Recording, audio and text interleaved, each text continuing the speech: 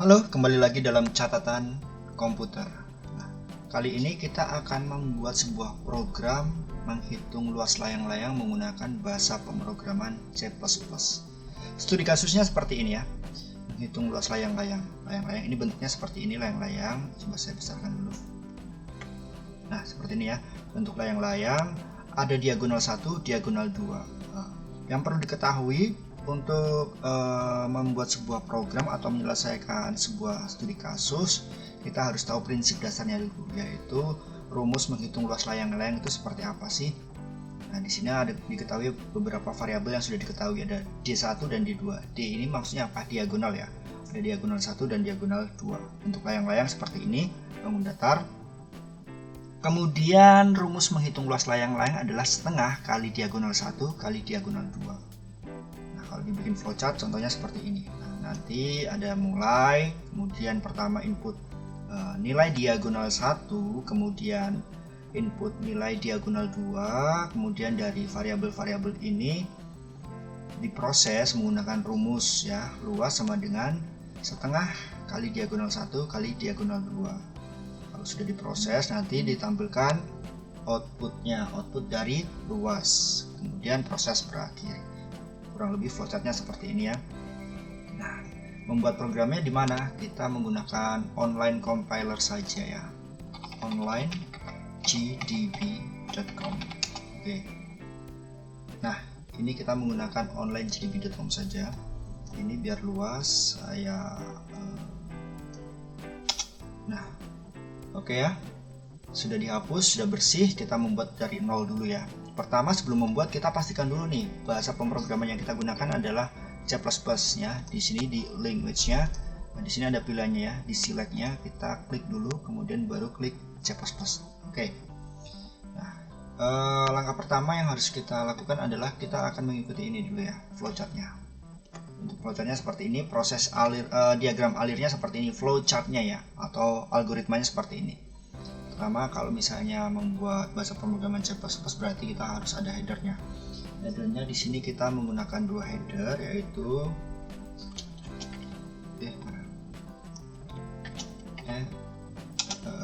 include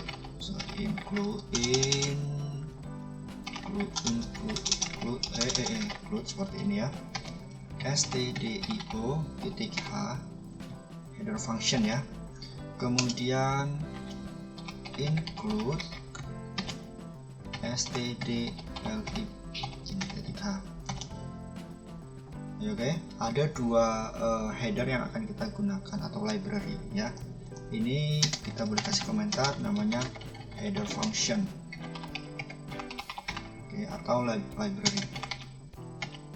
Atau banyak yang salah satu. Library. Oke, good. Sekarang ini kalau kurang besar coba saya besarkan, di sini ada pengaturannya enggak, font size-nya ini kita large. Oke. Sip. Dan lalu yang langkah selanjutnya adalah setelah headernya kita buat, kalau kita mau kasih komentar saja nggak apa-apa. Artinya komentar ini nanti akan memudahkan kita untuk apa ya namanya, panduan sebenarnya. Karena komentar ini juga tidak akan terbaca oleh program ketika di running atau ketika dieksekusi. Ya. Misalnya catatan ini boleh dikasih nama kalian ya, catatan komputer seperti ini. Kemudian kalian kasih tanggalnya, misalnya ya sekarang tanggal sesuai pembuatannya Jakarta. Sekarang tanggal 20 November 2020. Oke, ini hanya sebagai pengingat saja kalau misalnya kita dulu pernah buat loh program seperti ini, kapan ya? Nah, seperti ini ya. Oke, kita mulai. Pertama adalah main ini ya, harus diawali dengan main, kemudian kita buka kurawal ini, langsung di enter saja, nanti akan menyesuaikan sendiri, sini akan ada otomatis ya. Oke, setelah main kita berarti mulai ya, ini ya prosesnya mulai. Di sini ada berdasarkan rumusnya ada variabel yang harus kita deklarasikan dulu ya, ada D1, D2 dan luas. Nah, sementara yang setengah ini, nilai 1/2 atau setengah ini adalah bilangan konstanta, jadi kita nanti langsung masukkan ke rumusnya saja, tidak perlu pendeklarasian lagi ya. ada pendeklarasian variabel D1, D2 dan luas. Berarti kita butuh 3 variabel. Pertama, tipe datanya kita gunakan float saja ya, karena nanti mungkin saja value atau nilai-nilai yang kita akan gunakan itu hasilnya bisa jadi pecahan desimal ya. Jadi menggunakan tipe data float seperti ini ya, floating. Oke, berarti kita pakai D1 saja seperti ini ya. Kemudian variabel keduanya D2 dan variabel ketiganya luas seperti ini ya. Aturan untuk penamaan variabel ini ada aturannya ya, jadi tidak bisa sembarangan. Misalnya, boleh nggak sih D1 ini kita kasih spasi seperti ini? Nah, ini tidak dianjurkan ya, tidak boleh, nanti akan error, tidak terbaca. Oke. Kemudian bersifat case sensitive. Artinya apa? Variabel yang akan kita gunakan yang dituliskan di awal di sini adalah case sensitive, berarti harus sama persis ketika nanti diaplikasikan ke dalam prosesnya ya.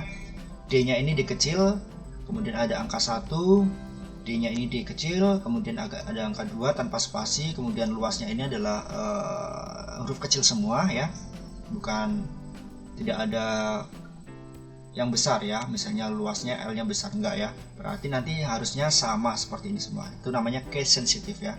Oke, kita langsung saja. Setelah pendeklarasian variabel apa, kita enter 2 kali biar ada jarak ya. Kemudian kita langsung di sini apa nih, perintah selanjutnya input D1, berarti kita akan membuat perintah input print ini ya. Nah, masukkan nilai diagonal 1 titik 2 seperti ini. Oke, lalu titik koma. Nah, jangan lupa ya, tanda baca di setiap baris program itu harus diperhatikan, karena nanti kalau misalnya ada yang miss atau ada yang hilang atau ada yang kurang, nanti akan error atau tidak terbaca. Kemudian kita masukkan scanf. Oke, di sini ikuti saja aturannya. Persen, karena kita menggunakan float jadi pakai F ini ya, persen F. Kemudian setelah tanda petik kita kasih koma, kemudian tanda seperti ini. Dan nah, kita gunakan variabel mana ini, D1 dulu ya, karena ini perintahnya adalah diagonal 1, D1. Oke, titik koma. Nah, ini membacanya bagaimana sih, kenapa ada persen F dan D1 seperti ini ya. Nah, jadi gini, ini print ini kan sebenarnya kan output ya. Nanti pertama kali yang akan dimasukkan adalah sini, masukkan nilai diagonal 1. Nah, yang pertama kali yang akan muncul di layar adalah kalimat ini. Kemudian kursor akan berkedip di sini ya, berkedip tab tab tab, artinya itu sistem atau program sedang menunggu atau merequest user untuk memasukkan sebuah nilai. Nilainya berapa terserah nanti ya. Nah, nilai nanti yang akan diinput oleh user itu nanti akan dianggap sebagai tipe data float. Oke, tipe data float. Nah, itu nanti nilai yang diinputkan user dan dianggap sebagai tipe data float itu nanti akan disimpan sementara ke dalam variabel D1. Nah, kurang lebih seperti itu jalannya sebuah program. Oke, perintah untuk memasukkan D1 sesuai dengan flowchartnya ini sudah selesai ya. Sekarang perintah selanjutnya apa nih? Input D2, berarti perintah selanjutnya bersama ya. Ini yang bersama perintah yang seperti ini. Oke, print seperti ini, buka kurung, tanda petik 2, masukkan nilai diagonal 2 titik 2 seperti ini, kasih jarak biar nanti rapi. Oke, titik koma, sama ya, perintahnya di sini print, ada di bawahnya scan seperti ini, sama ya, sama yang diberi program ini. Tanda petik, kemudian persen F, lalu geser koma dan berapa? Ini D1 sudah ya, ada D2 di sini ya. Berarti kita, karena ini perintahnya diagonal 2, berarti kita gunakan D2 seperti ini. Oke, kalau sudah titik koma seperti ini diakhiri. Nah, setelah kita sudah mendapatkan nilai D1 diagonal 1 dan nilai diagonal 2, kemudian kedua value atau kedua variabel ini kita operasikan menggunakan rumus yang sudah ada. Tentuannya adalah luas sama dengan setengah kali D1 kali D2. Oke. Berarti luas. Nah, ini ya penggunaan variabel case sensitive, artinya di sini nih, ya. Makanya di sini ketika kita klik, double klik seperti ini. Nah, di sini langsung nih merespon, ya. Artinya ada kesesuaian sama luas. Ya, kita masukkan luas sama dengan. Nah, karena di sini kan hitungannya pakai 1/2 ya, setengahnya 1/2. Nah, kalau di dalam program itu kita masukkan 0,5 seperti ini, ya, sebagai gantinya setengah. Kenapa? Karena pertama float, ya, dia menggunakan pecahan desimal pakai koma. Oke. Yang kedua, kalau misalnya kita menggunakan 1/2 itu bisa jadi nanti akan error pembacaannya karena ada perintah aritmatika di situ, ya. Setengah. Rumusnya apa nih? Di sini luas sama dengan setengah kali diagonal 1 kali diagonal 2. Berarti kita gunakan yang ini nih, yang sudah ada value-nya. Oke. Berarti setengah kalinya itu menggunakan tanda asterik atau tanda bintang kali D1 kali D2 seperti ini. Oke, baru ditutup. Oke. Value dari masing-masing variabel sudah terisi, kemudian diproses menggunakan perintah atau menggunakan rumus yang sudah ada. Kemudian apa nih proses selanjutnya? Setelah itu output luas. Nah, kita keluarkan hasilnya menggunakan perintah print seperti ini, ya. Jadi hasil atau luas layang-layang adalah sama dengan seperti ini. Kemudian kita gunakan persen 0.f seperti ini. Ini sebenarnya sekali lagi ya, f ini float ya, artinya nanti nilai yang akan dikeluarkan adalah tipe datanya float ya, bisa pecahan desimal gitu ya. Sedangkan 0 titik ini artinya apa? 0 titik ini artinya menghilangkan angka di belakang koma, jadi nanti kelihatan lebih rapi ya. Oke, setelah itu kita koma seperti ini, kemudian kita keluarkan variabel luasnya, luas seperti ini. Terus sudah titik koma seperti ini. Oke, kita uji apakah programnya sudah selesai atau belum, karena di sini setelah output luas programnya selesai ya. Oke, kalau mau ditambahin gets ini bisa jadi ya, gets ini ya. Nah, seperti ini, kasih titik koma. Oke, kita uji apakah program ini berhasil atau tidak dengan cara ini. Kita naikkan dulu ya, nah, seperti ini ya.